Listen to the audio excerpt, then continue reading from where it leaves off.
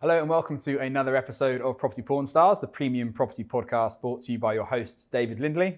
And I'm Matt Giggs. And today our Property-Pxrn Star, our guest is none other than Jordan Yorath of Monroe Estate Agents in North Leeds. So Jordan runs a really interesting estate agency, a 2-office estate agency there, specialising in the premium marketplace, and has been running since mid-2020. So we get a mid-lifespan insight into his business. But what's especially interesting, so Matt knows I'm a bit of a data geek. I like my research and my stats. And prior to the podcast today, I was looking you up, Monroe Estate Agency, in the marketplace. And usually what I do is I go and look at the whole of the marketplace. And then because what we deal with is just the premium, is I kind of up the price range and then go into that market.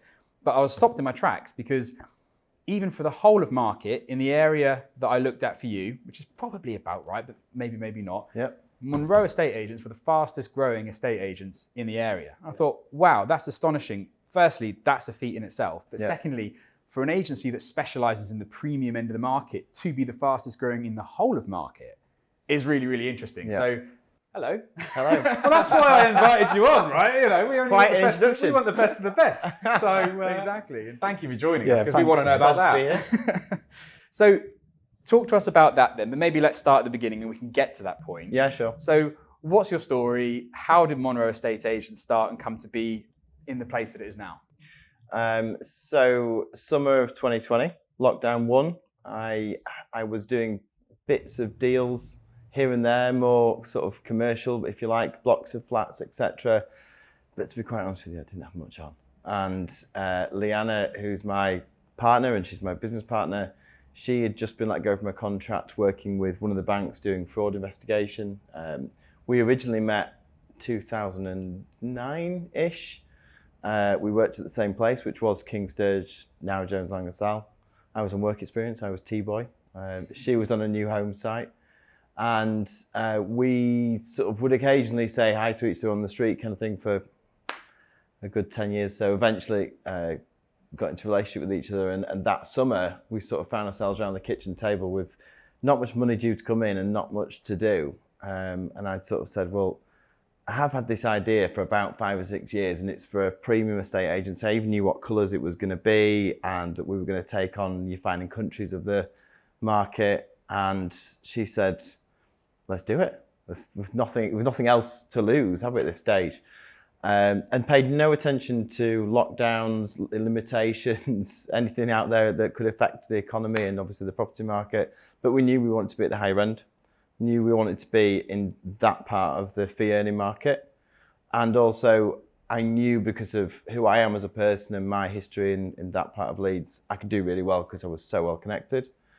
So we set the company up, we got things rolling. We were in a service office above Leeds Market, which was not the location our market was going to be, but it was where we put the infrastructure together. Fast forward to start of March 21. That was when our first office doors opened. There was just the 2 of us. That office now doesn't even have a seating area. There's 6 desks crammed in and there is nowhere to go. And whereabouts is that one? And that's in Alwoodley. So that's in probably the most widely recognised affluent suburb of North Leeds. So you've gone from like working out of the house, not your bedroom as such, but the kitchen to table, then going, right, a year down the line, we're in our first. Less than a year. So less than a year. 6 months really. We were 9 months. We were in our first office. We'd put every penny we had into it to make that office happen and to look the part. So we didn't start with just 2 desks. We started with 4. We started with really good, flooring and signage, and we threw everything at it because the idea was, well, if we're going to play the part, we need to look the part. So we sort of went straight in. And over the first 3 or 4 months, I remember sort of seeing properties go on the market that we'd never got called to evaluation of and thinking, why have they not called us? Because we've got a nice office. Yeah, I've got a nice office. I'm in the location. Do you know who I am? But no, and we weren't getting those calls to even do the valuation. Okay. And then something seemed to change that summer. And suddenly people recognised us, and it was the marketing more than anything. We were the only ones in the North Leeds market doing presenter-led videography on every single one of our listings, and we said that was our part of our sort of no blueprint service, but to our marketing standard, that's what we were going to do. And fast forward again, 12 months on from there. So now 18 months in business last summer. And we'd become the most instructed agent and most sold agent, over 400 grand in North Leeds, LS 17, 16 and 8, which was the market we were focused on. So our journey was relatively short and sharp. It was 2.5 years from, kitchen table to here's where we are today as market leaders in that location. It's been quite a fast. Just pick up on that, because I think it sounds really easy to the viewer. There's a lot of people that would love to be in your situation with the success that you've achieved over the last 3 years. But how hard were the first 6 to 9 months that you mentioned, getting it off the ground, if you like, and being in a situation? For me, the first 6 months was incredibly enjoyable, because the first 6 months is where it's ideas. It's, can we do it that way? Does it work that way? What does that font look like? It's all the fun stuff. And it's all the bits where you go, that'd be a good idea. And then you think, can we implement that? Yeah. You're excited, you've got the energy. Yeah, loads of energy, but they were not the days of, up at 6 and sleep at 12 and anything in between was just, laptop, phone call, etc. and out at appointments. Those were the days of, that'd look nice, let's do it that way. And it's exciting, and that's the entrepreneur kicking off, isn't it? That part. But, I've been an agent I always describe it as being from the womb. My mum was a developer. I got into agency when I came out of university because, as a byproduct of development, she had a letting agency. It was called Flats in Leeds. It was the most Ronseal brand you could have. But what a brilliant one, because the website would get like 15,000 visitors every month. Yeah, it's done for you, isn't it? Yeah, it was brilliant. And then in 2013, we sold that to Countrywide. So that 5 years from uni to Countrywide was a huge learning process, but was the start of real agency for me. And in that period of time, I learned so much about what didn't work. Yeah. So print just didn't work for us. Editorial did. You said Mr. Quirk last week that the sort of the PR that works. That's a real credibility, untapped market. I think people don't really focus on. No, they don't. 100%. So you did. 100%. Yeah. So talk to us about that then, in terms of how you tapped into PR in that local market. So I've always known since sort of, my younger years in property, that if you provided content for, whether it was print media or digital, more often than not, they would pretty much plagiarize what you've written and use it. Yeah. So we utilized it a lot, both in that business, in business in between, and obviously now with Monroe, we've used it loads. But we haven't actually been employing a PR agent. We've been just doing it yourself, producing it. Yeah. And obviously through experience, we've got an idea of what sounds, looks, and feels right. Mm-hmm. So we've absolutely used that, along with things like social media. We knew that social media would give us great credibility. Just want to dive back into that question I asked a minute ago, because the 6 to 9 months is all fun and games, and you're getting excited by the first listing, the first sale, the first exchange. You're getting yourself out there. It is. When you were just talking about it, I was thinking about my earliest journey in self-employment and going into your own business. How different was that in year 2? That was where things completely changed. And to this day now, it's obsessive. The way we think about our business. Leanna and I do literally wake up and, sort of next to each other and sort of say, did you speak to that person? There's been times when I've been laid in bed. It's pillow talk. Yeah, I've woken up in bed and, in the middle of the night and turned to Leanna and said, what happened to that valuation at such and such? And she'll go to sleep kind of thing. So it's obsessive. Yeah. But it's that period from summer 22 to now has been absolutely constant in terms of the work, the growth. As of next month, we'll be up to, including Leanna and I, 13 people. Yeah. Third office, because we're going to we've started to do lettings and management. When I spoke to you not long ago, I know you was talking about that, but for me, obsessive or relentless, but there's a reason why. Yeah. There's something that's lighting you both up, which you want to achieve. Yeah. What is that? Passion. It's one word, it's passion. And I'll go to valuations and talk to clients and, tell them about being available out of hours and WhatsApp and groups, for contacts 24/7. And they'll go, oh no, we wouldn't do that. And you'll say, but you can.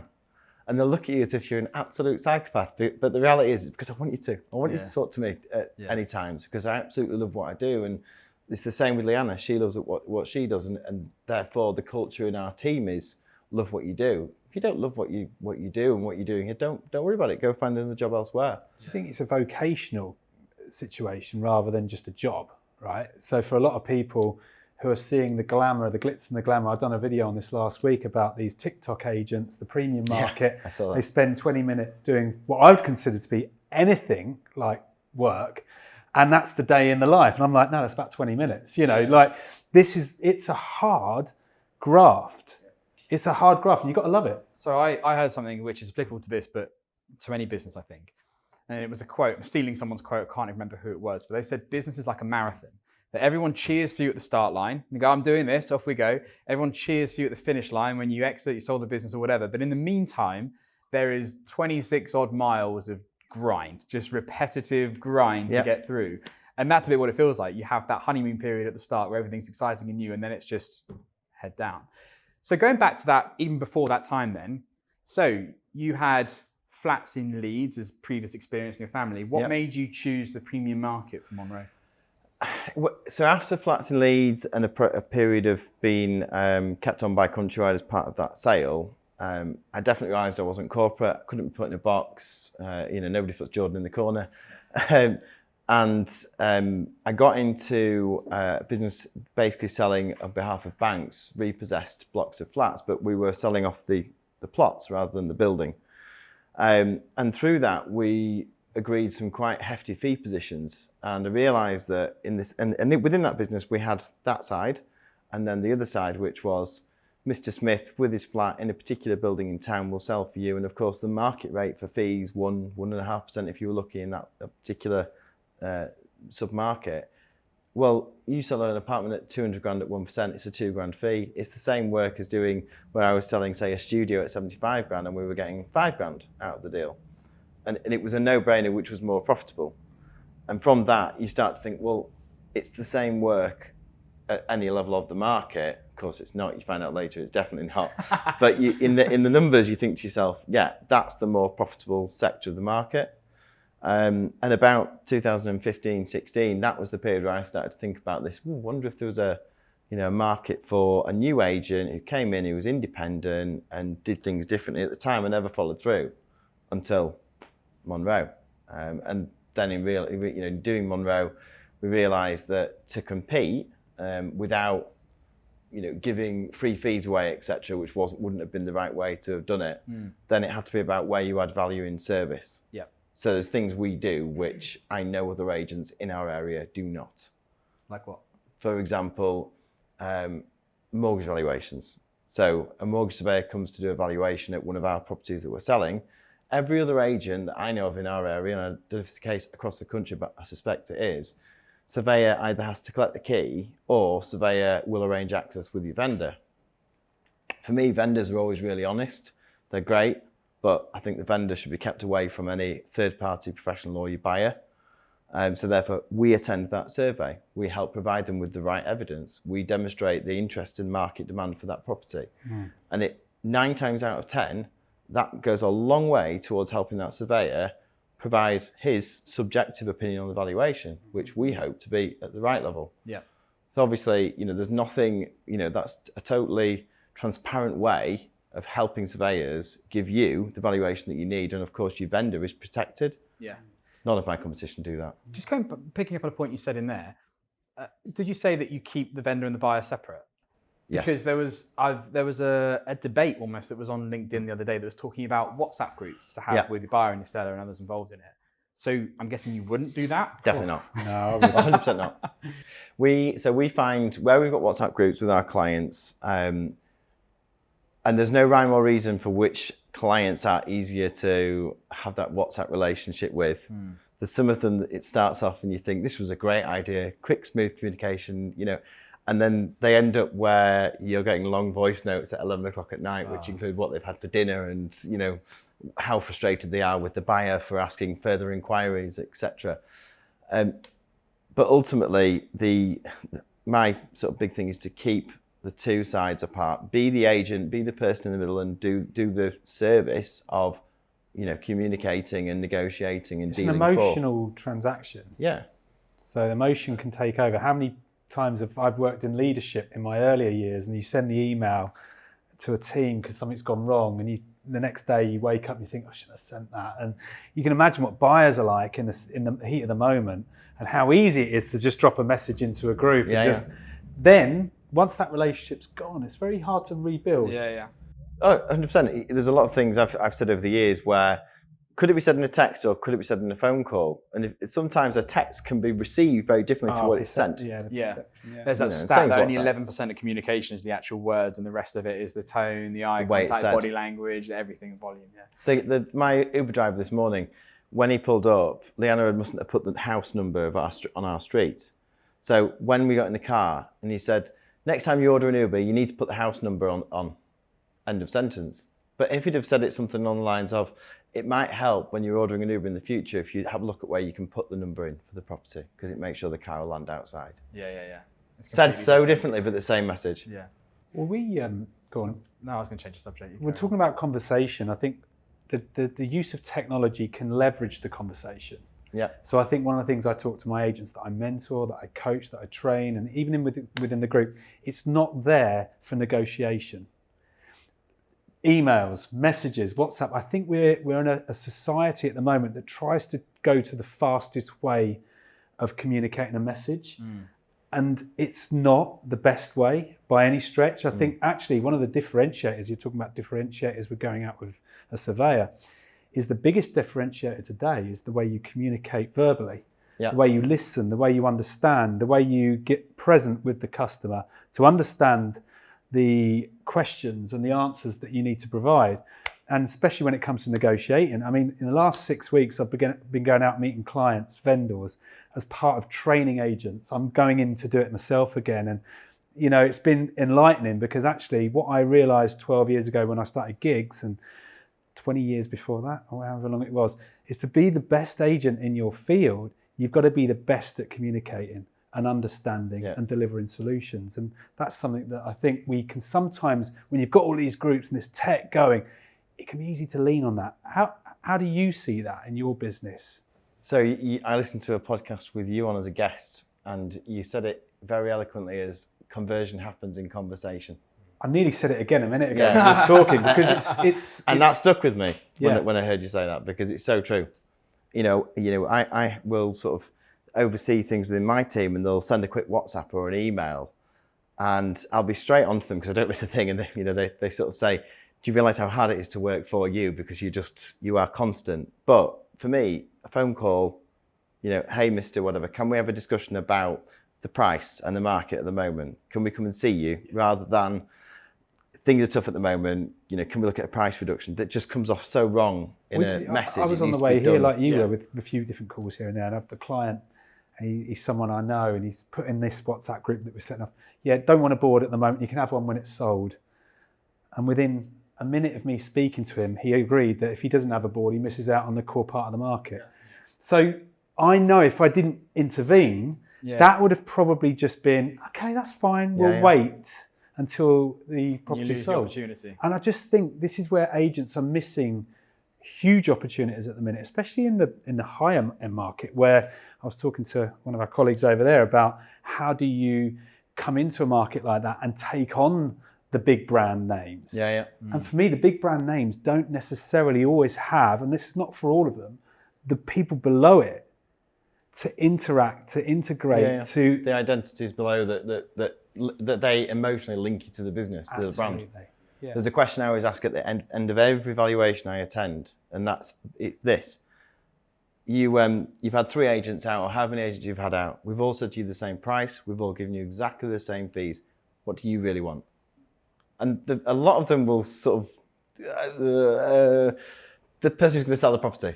But how is that service given to you? How do you really want that relationship to be? And they will give you something. And it will more often not come back down to communication. 100%. And fortunately, during the course of my pitch to them, I've already told them about all the great ways in which we keep in touch. The fact that I still, to this day, do not have a business mobile. I couldn't stand to have one.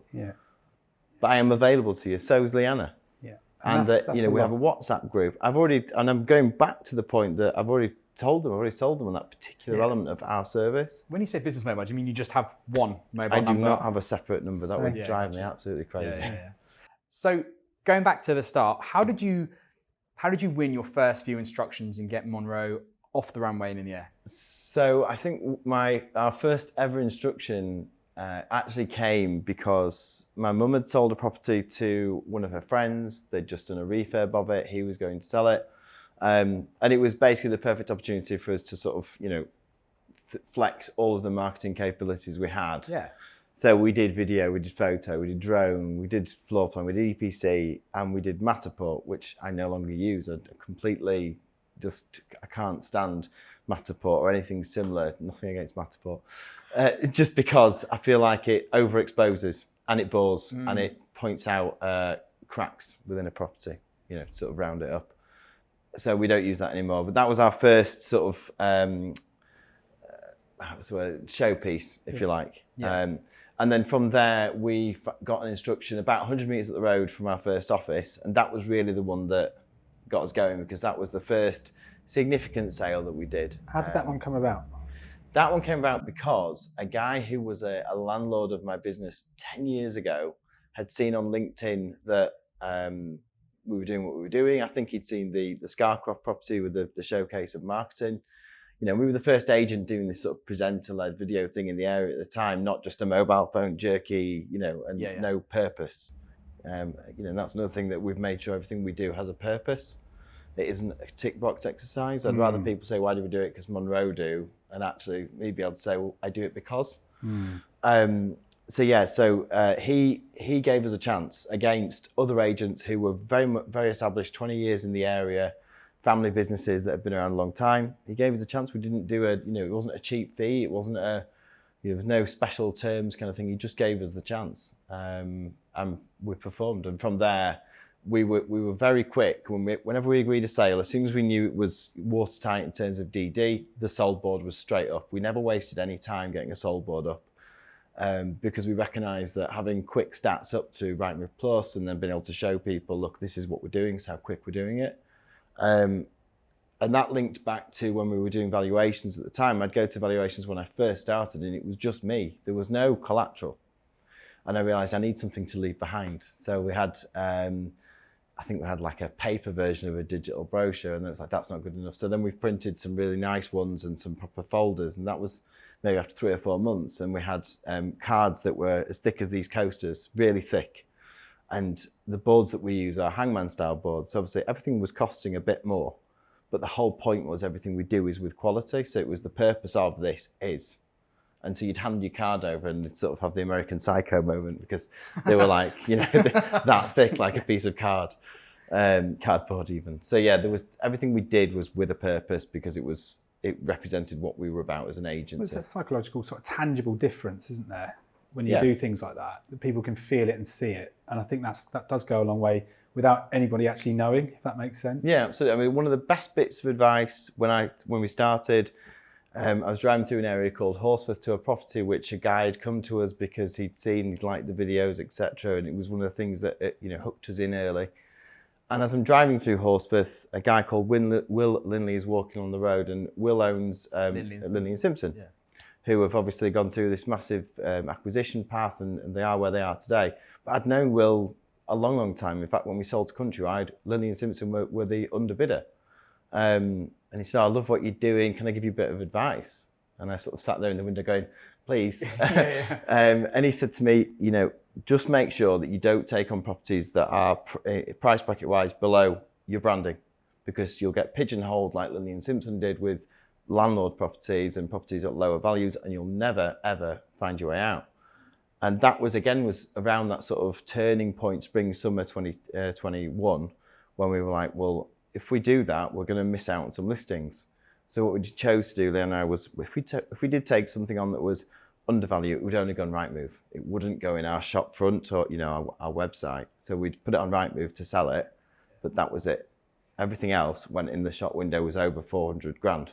That kind of money. That's a really interesting strategic piece then. So you still take on those properties, but you don't, just to be clear, they don't go on your website or in the shop window? So nowadays we don't take on properties, I would say under 300 grand. We might have the odd one that's a hangover listing, but very, very rarely under 300 grand. And really our focus is 400 grand. And as a result, over time, we don't really get called out to valuations at, we certainly don't get stuff at 250, 300 grand. No. We are just not the agent that gets called. Yeah. And it was hard because there was even a period of time where we'd answer the phone and you'd have a quick look at the address it was coming through, and you'd have to say, I've had a quick look at your property online. I actually think that we wouldn't be the best value agent for you. And you might get asked the question, why? Well, given what our offering is in terms of marketing and fee position, you'd be better off using X agent. They'll be much better value for you. Yeah. And the vendor didn't walk away offended. They weren't sort of thinking, oh, who do they think they are, kind of thing. They actually felt they were giving good advice. Yeah. But what it did was preserve our brand to be in that middle and upper market where we wanted to be. It's so important, isn't it? Because it's very hard to go back up market again once you've gone down. It's a massively disconnected example. But do you remember the Burberry story where Burberry was really high end and then it got dragged down into being low end, and it was like the exception that proved the rule for them to go back up market again. Yeah. But even reflecting on By Design, which is the business that we run, is that we advocate almost that agents have their core residential business and then By Design that sits on top of that, because otherwise you have to have a brand that resonates with each market, and the stronger the brand is in that market, the more dangerous it is to try and mix and blend the properties you take on. In North Leeds, there was always Fine & Country, which is a separate brand to the estate agency business that owns that. Manning Stainton. Yeah, Manning Stainton. So Manning Stainton, when we started, I would have said we're a lower to middle agent in our area. Now, when I look at the stats, they are absolutely the agent, and certainly in L17, they are the agent under £300,000. And it's them. However, when you go over, and certainly when you get to £400,000, which is where I measure from, our market share for sales over 400 grand in the last 12 months in those postcodes I mentioned, 15% there or thereabouts.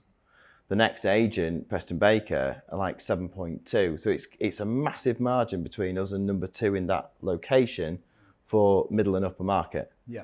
Sort of 400 grand up to £3 million in our areas. There was 2 kind of tactical points I wanted to pick up on something you said a second ago. The first one is you said about that property you picked up where the vendor sort of gave you the chance, if you like, came from LinkedIn. Yeah. Is that right? So you tell me what you do on LinkedIn then as an agent. Just to go back a second there before, what I was going to lead on to say was, in our area, other agencies had been doing for the last 10 years, X exclusive, Y prestige, Z, ultimate. It doesn't work. Yeah. You have to separate. Yeah. And with us, we never wanted to be a split brand. I've had people say to me, why don't you set something up to take on the lower stuff? Don't want to be down there, don't want to be associated with it, want to focus on this and want to smash this, and that's what we've done. Yeah.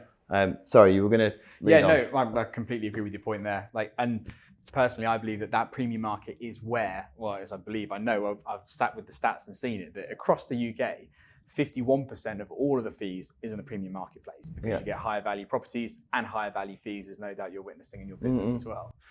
Sorry, just go back to the point. There's the LinkedIn. So you're promoting properties on LinkedIn, yourself on LinkedIn, because it's not the natural habitat, I suppose, of estate agents presenting themselves on properties. So part of our team, we have certain functions within our business which are full-time roles or functions within the business which some agents will outsource.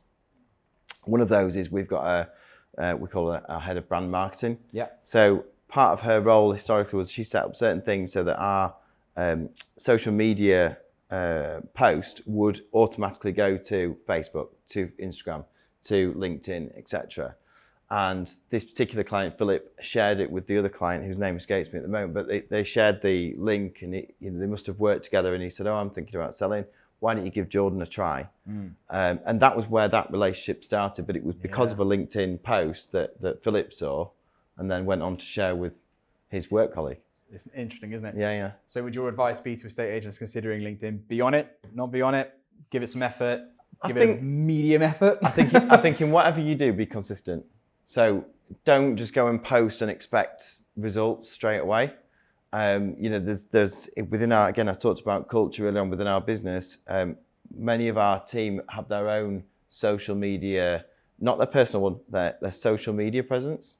So, in our Woodley office, you've got, I think it's Selling with Kira, Real Estate with Brady, whereas in Boston Spa, there's RJP Real Estate. Rowan, our manager there, has got her own. They've created their own personalities online. but they're consistent with it. So they consistently post and tag, etc. And over time, it's generated a following of their own and their own results, not just tagging onto Monroe's social media following. With LinkedIn, I don't tend to post anything on there unless it's strategic to do with the business. The business does post regularly on LinkedIn, property posts, etc. But for me, it's LinkedIn's about strategic, whether it's a PR piece, it's something we're doing that's a new home site that's just launching, or it's it wouldn't be, we've just listed this property at £1 million in Thorner, check it out, because I don't expect to find a buyer there. Yeah, it's business related content that Correct. goes on there rather than property related content. And then the second thing that you said, which was interesting, was earlier on, you said we didn't do print, that wasn't for us. Yeah. And then you said we do the business cards, we do brochures, we do folders. So distinguish print from you then. So print being newspapers, magazines, etc. We have a small budget we'll occasionally spend in certain publications, but what we're not is we will not go and say, give me one side A4 every month in your county magazine. Yeah. and I'll take a quarter page in the Yorkshire Post every week. So you're telling me your premium clients aren't asking to be in a magazine? No. There you go. And what print do you do then? Obviously, in terms of our stationery, Yeah. we have stationery from the business. We've just actually done a trial with a company who's provided a magazine, like a lifestyle luxury magazine, which is a Monroe branded magazine. They gave us it for free and sold the advertising in space. What that's done is aligned us with brands that are in there, such as Rolex and and other high-end brands. Your Land Rovers or whatever it might be. Correct. In there. Yeah. So, and then obviously that gets distributed into various spots around our market, which are quite affluent locations where, whether it's a hair salon, etc. People are likely to be a seller or a buyer in our market. Yeah. So we've just done that. But what that is that's a Monroe summer property magazine, not an advert within. Yeah, it's your own. You're not in somebody else's. And the distribution's controlled by you. Yeah. It's a unique selling point for your business. And it's credibility because it's us. Yeah. Rather than out of our control. Yeah, makes perfect sense. The other print that we do nowadays is really just our own branded stationery, etc. that we give out, whether that's pens or whatever. But it's with corporate stuff. Corporate stuff, yeah. But it's certainly not. We don't intend on advertising regularly in print publication. So we do flyers, direct mail cards, things like that. So again, we've got an interesting take on flyers. When Leanna and I first started, we spent quite a large sum of money on thick, gold-foiled flyers which were a different shape, and it was about getting the brand out there. Yeah. And I remember, in sort of winter, December months, we go, right, okay, we're going to fly all these streets, and we were out there together, like literally up and down streets with these really expensive flyers. And I don't think we got any valuations off them at all. And it was like, that was a really, really expensive mistake. And then we started to do flyering with a more area-focused message. So with that, what we did was Leanna's parents. So Leanna's father is Dave's our head of market and distribution. That's the official title. Oh, nice. He's our flyer. So Dave and Sharon, Leanna's parents, they'll go out with area-specific flyers. So we don't produce, say, 10,000 of the same. It'll be 1,000 focused on a certain suburb or area. Yeah. And we'll say, and it'll be a message. We just recently sold 4 houses in your area over this price, or we're looking for more properties between X and Y price range in your location. So they're quite specific calls to action. So if the vendor has read the message, they'll see that actually it's not just, hey, we're an estate agent and I'll do your half price fees if you respond to this flyer. It's, I've got people looking for properties just like yours. And by the way, here's 3 examples that I recently nailed. Yeah. I hate the expression, but it's kind of hyper-local specific marketing, isn't it? Yeah, absolutely. So what were we going to say? So it would be silly not to ask about, we've talked a lot about marketing and how you got off the ground and how you've consistently built your brand. Tell me a little bit about the challenges that you're facing right now in business, in the premium end. What would you say the top challenge for you right now is? I think because we've grown over a relatively short period of time, and we've got used to having 2 offices, and when we do have a 3rd office, although it be a different sector, We're hoping we've put the right infrastructure in place from day one with that business. When you say sectors, you mean that was lettings, you say? Lettings, yeah. So we're sort of, it's the same brand, but just we're trying to treat that as a new company altogether. Focusing on the sales side of things and your question there, so we've grown to this sort of bigger number of people. So we didn't want to be a franchise model. We never want to sell, we know we can't sell a sales business very easily when it's, we're at the heart of it. We knew we wanted the culture to be, people were enjoyed their roles, they were passionate about it, they wanted to do the job really well for the client, not just do the job for them to be their own pay packet. And with that becomes, each person has their own personality, and we've got some fantastic personalities. But of course, you have to keep people focused on what's your goal, what's the company about, what are we about, what we're trying to achieve. And in different ways, we're all trying to get there. What we've struggled, I suppose, with or tried to learn more recently a lot faster is training, processes, systems. And that's where we have to be, as a company, I think we have to be quite careful, because if we go so process driven, then it will lose this, unique service that we're giving to people, because it's, quite a personal service, but it's individuals' personalities providing the service. Yeah. So there's a fine line between going, okay, we're now a certain size and this is how it has to be. And I think a lot of people get to that place and they do lean into process and repetition and making sure certain things are being done. And then you can sometimes lose the heart and the soul. That's it. And the heart and the soul is the bit that should be number one for me.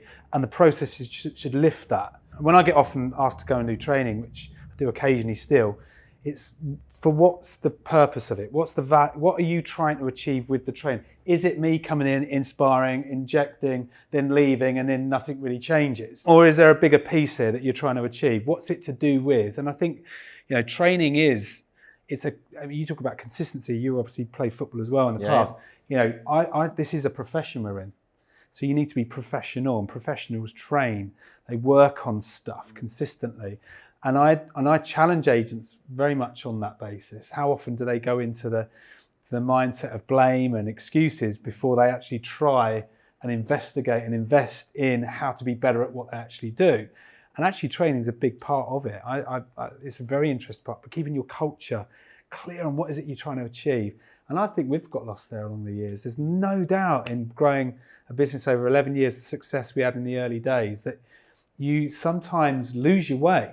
Yeah. And it's how quickly you get back to 100%. What it is that you started it in the first place to achieve. The one thing I think is a message I try and drum home within our team is about listening to feedback. Yeah.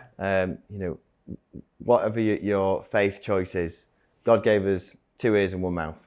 And quite often that's about listen to the feedback. And the feedback comes in so many areas, doesn't it? It comes from vendors, it comes from buyers, it comes from people around the business. And if you choose not to listen to the feedback and do anything about it, then you will continue to be the same business until you've gone off the cliff and you've disappeared. And it's so important when you're in your own business. I mean, I've got a couple of saying, questions are the answers, right? And feedback's a big part of the piece where, you invest a lot of time in the average valuation time. If you look, it's an hour to prep. There's probably at least an hour and a half, 2 hours on these appointments, especially with the size. You're investing 3 to 4 hours in a client. They've got no financial obligation to you. So if there's one thing they can give you that's going to add value to your business without it being financial, it's their feedback. And it's really important actually just to share this, because I think for the viewer, you can hear from your kind of passion, Jordan, how important the feedback is. You were talking about it earlier, and nearly intervened. But this week, or this morning, I've just listed a house for 1.25 million because I booked in feedback about the business and the journey that I had so far.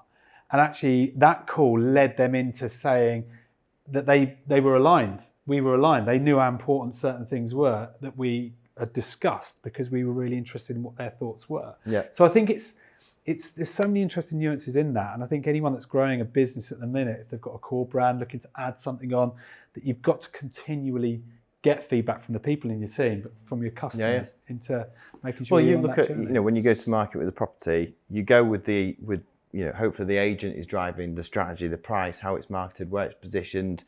But after a certain period of time, it might not be working anymore. The market might have changed. The perception of that property may have taken a different route because of things that weren't considered at the start, that you or the vendor, hadn't even thought of. Yeah.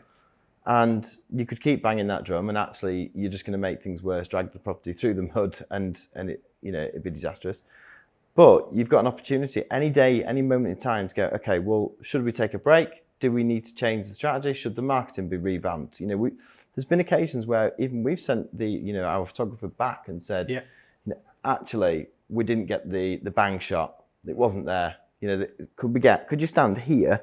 I'm on Google Earth with my guy Mark going, stand here, and I want the drone flying in at that direction there, and that's the shot. That shows a client that you're really giving this some serious consideration, and you're actually looking to achieve the best results for them.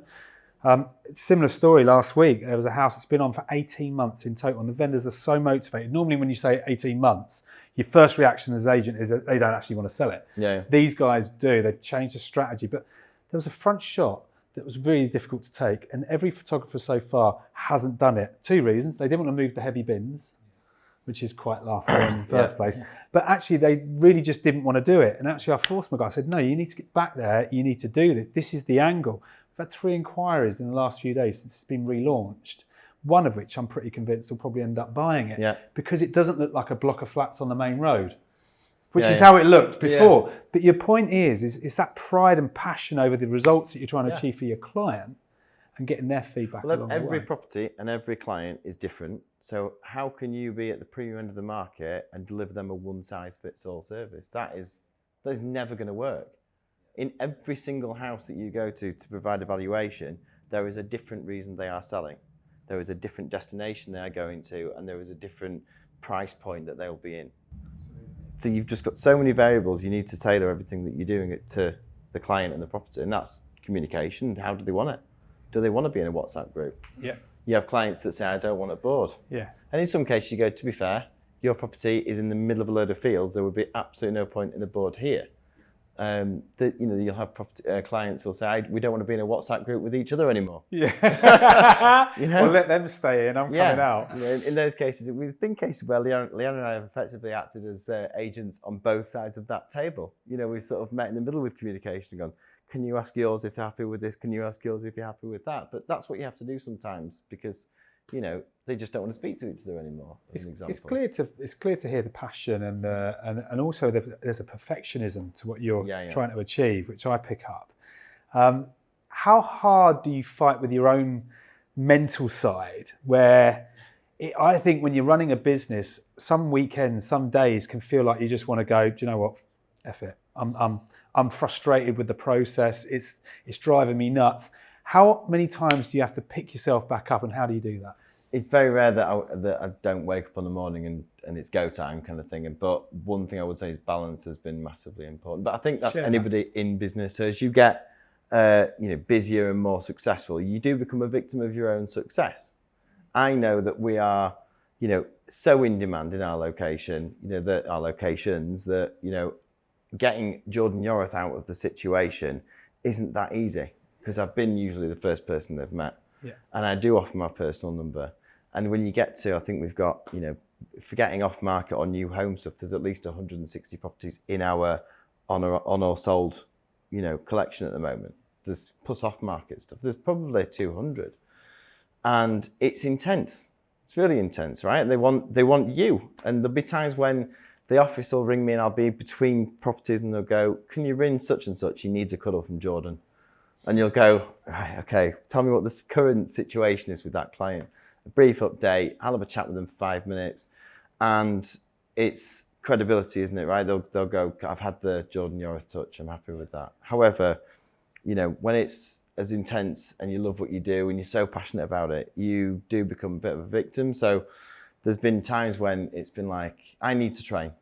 So I have to train at least 5 days a week, if not 7, because it's what my mental health needs. I've 5 years ago. So when you say train, like physically gym, do something, fit, whether it's, a walk is probably not quite enough for me. Leanna, walk with the dog, that'd be great. Yeah. For me, I have to break a sweat and do something that's, gets my adrenaline pumping. To get that balance right. Yeah, helps you to and deal it with doesn't the involve me challenges. having my phone somewhere near me. Yeah.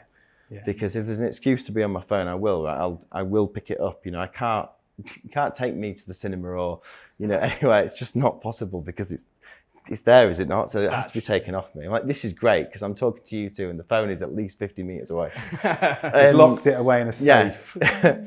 So, for me, balance is a massive thing. I went through a period of my time where, my mental health broke down. I had addiction issues. I eventually went bankrupt. So I've been at a point where more than that, nearly 5 years ago, I was literally living in an apartment, a ground floor flat with no central heating. I was struggling with addiction. I was on housing benefit and any other benefits I could get hold of. And my mental health was completely broken. And that followed a period where a couple of years before you'd have looked at me and gone, God, he's doing really well. He's flashed down, he's living this life, he's driving that car, he's going on this holiday and he's doing this, that and the other. But I led myself very quickly into a place where I broke. I was completely and utterly gone, went through a divorce, lost properties, before bankruptcy, everything just crumbled. So this time round, and especially working closely with my better half, that's helped because she's the one who'll say to me, look, I've got this bit of the business, you're that bit, but if you don't take various steps to keep your mental health and your balance in check, you'll break. So it's rare that I wake up in the morning and I'm not on go time. I used to get really, really strung on things like, if a vendor didn't choose us. There was a conversation on the train this morning, a vendor had not chosen us. And I spent 10 minutes trying to get out of him the reason why, under the guise of, give me feedback, tell me why it was you chose the other agent. And he genuinely he could not do it, but fair enough to him, he'd said, look, I've given my word to this other agent. And, and I tried every angle to spin this guy back round to us because I really wanted this listing. I really, really wanted it. And he didn't choose me. Now, in years gone by, I would have spent the rest of the day walking around in such a mood when it was just me and Leanna. This is a really great share, actually, but for a lot of people out there who they carry so much, the choice or being chosen carries so much weight for confidence. Yeah, there's a perception that you can switch quite quickly into how you can lose or get rid of that emotion because it's actually really, I've been there in the past. You put yourself out there. Them, not me. You're kidding, aren't you? Now I just think, it's their loss. But there's a learning opportunity there. Absolutely. There's the opportunity to win twice as much if you take away what you need from that client. And you bang on with your balance and training. And everybody watching this shouldn't underestimate to be in the situation that you're in and to have gone through the challenges that you've faced. It takes a hell of a lot of guts and courage. But equally, you've got to be aware now of what sent you down that path before. You now have that knowledge. Yeah. Do you know what I mean? So there's two learnings from the challenges that you face. Experience has taught me something. Absolutely. And if I don't use that experience to better myself or the experiences that I'm about to go through, I'd be a bit of a fool, really, wouldn't I? Good on you. But I've come out of a family, which is fiercely competitive, and sport and property on both of my parents' side have featured in that, and so my sort of competitiveness is the thing that makes me, I want to win everything. It's intrinsic. Yeah, I have to win, and if I can't win, then I now know I need to learn. But younger me would have lost, and I'd have gone off and used on it, or I'd have gone off and got angry about it, and I would have lost sight of something else that was important that day. And what's it like then working with your better half? That is your personal life, business life, home life, everything must be consumed. How do you manage that? So I think a lot of agencies over the last 5-6 decades have been male driven. They've been there's the guy at the top of the business. It's been rare that there's a female leading the business.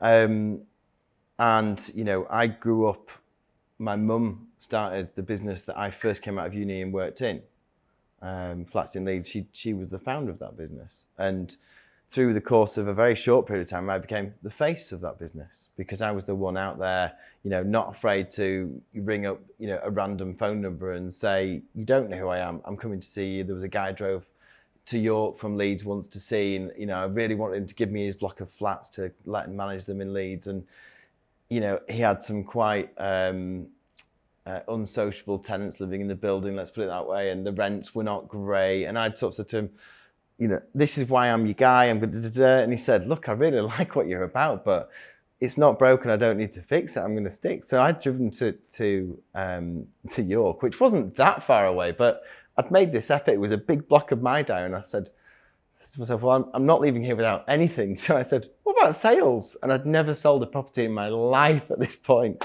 And he said, what do you mean? I said, what about if I could sell them all for you? And he said, why don't you put something together for me? And that was the first ever sales I ever did.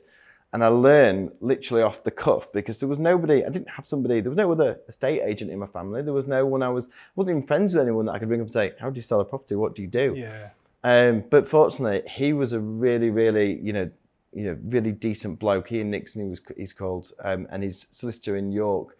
And between them, I'd ring up the solicitor, and he would give me some sales progression update, and I wouldn't understand what they were talking about, especially with leasehold stuff at the time. It was all first hand, but I had the fortunate position of being able to say to this guy, Phil Robinson, and go, just tell me, what does that mean exactly, these leaseholder inquiry? What's an LPE1? And all these kind of things. And he would educate me. He'd say, okay, fine, you want to learn, don't you? So he taught me the way through it. And then I think we sold 20 over 18 months or something like that, a large number of apartments. And that fed into my lettings business. Yeah. So it was a great, learning experience all told.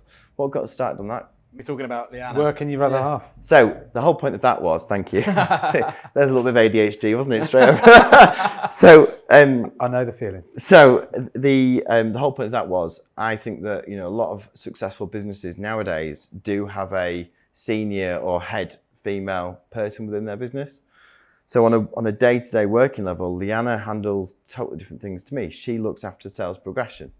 She's ferocious with it. She's brilliant at it. She's better than I am at it nowadays. I learned, what did I know? I had to teach myself, right?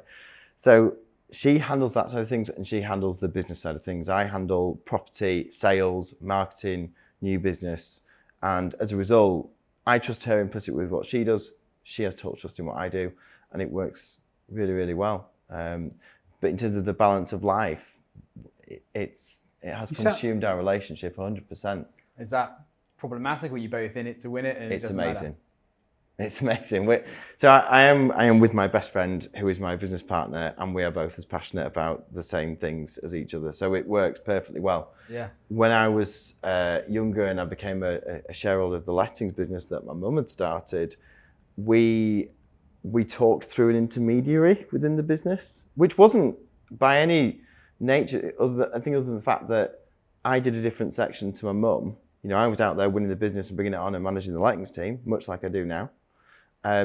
She was looking over finances and how to keep the business moving forward, because lettings and management is an intense business. For cash flow, it's a difficult business. So kind of having like clearly defined roles, really. Yeah. And me and my mum, especially in those days, were best mates. We would finish work late at night, we'd go for dinner, we would be the last ones to leave the restaurant. Yeah. Because we were really, really close. And so the relationship is very, very intense. If you look at it from the outside, you'd be like, God, those two are always together. And when we're not together, we're always on the phone with each other. And we know exactly what each other are up to and how we're doing it. And we go to each other for advice. There's times when I'll say to Leanna, do you think I should do this? And she'll sort of give me the sort of girlfriend-boyfriend treatment and go, no, less is more, back off, leave it. Or she'll ring me up and say, how would you deal with this particular sales Is you better than yourself?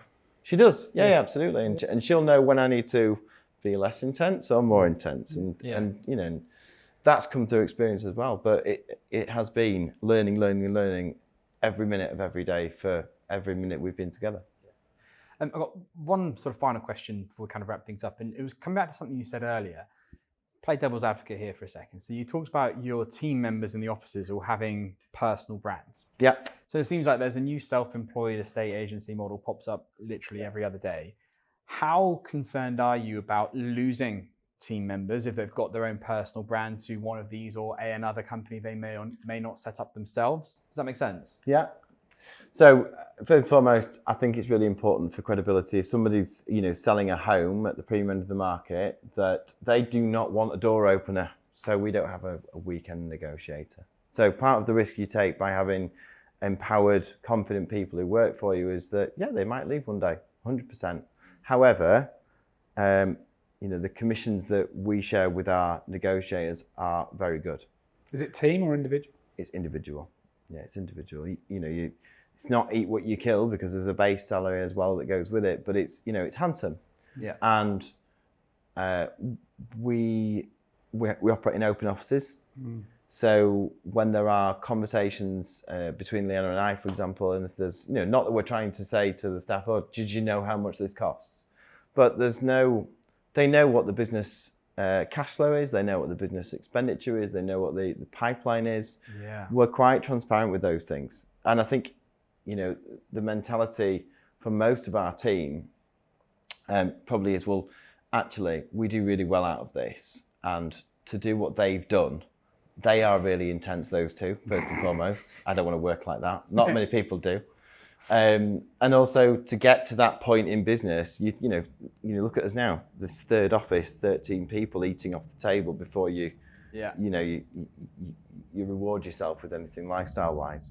So it can be quite scary, I think, for somebody starting out. There's probably that sort of glimmer where you go, oh, well, if I did 20 deals a year and they were all paying 10 grand, then that'd be great. But to get to 20 deals a year at paying 10 grand, that's 20 lots of £1 million deals, isn't it?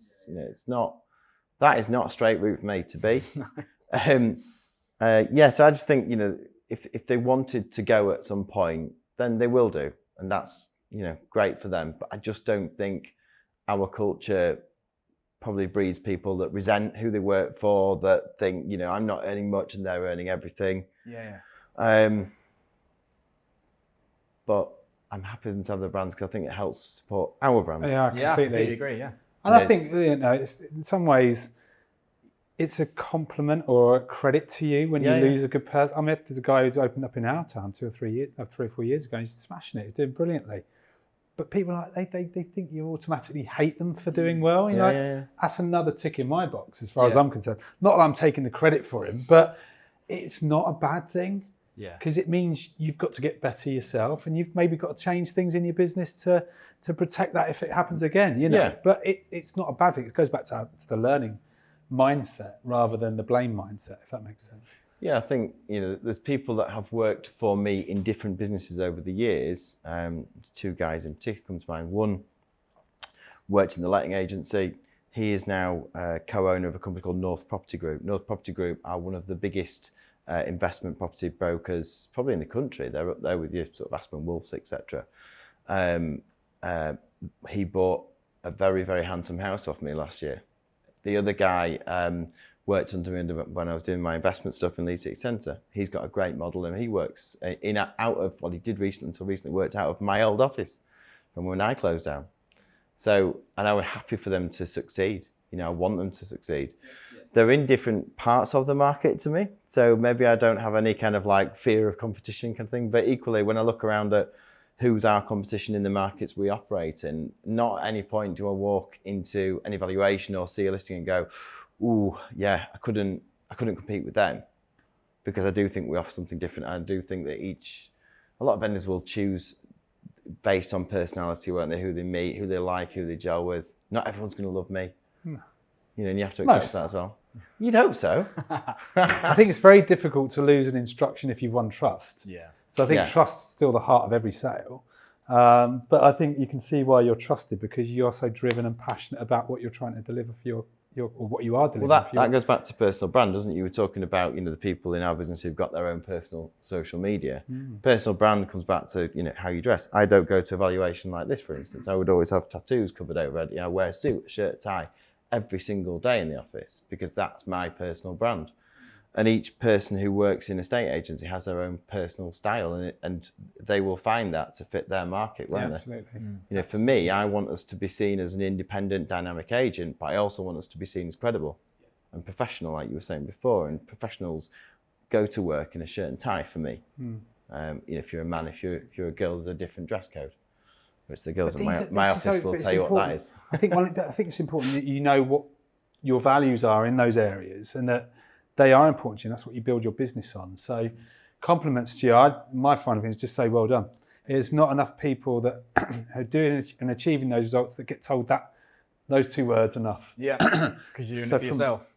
So from the outside looking in, absolutely brilliant. Thank you. So good work. Speaking of professionals, Absolutely. you may or may not know that everyone has their own porn star name, whether they've assigned it to themselves or not. And part of being a guest on Property Porn Stars is we reveal your porn star name, which is, by now I should have remembered this, is your first pet's name and then your middle name. Got that right?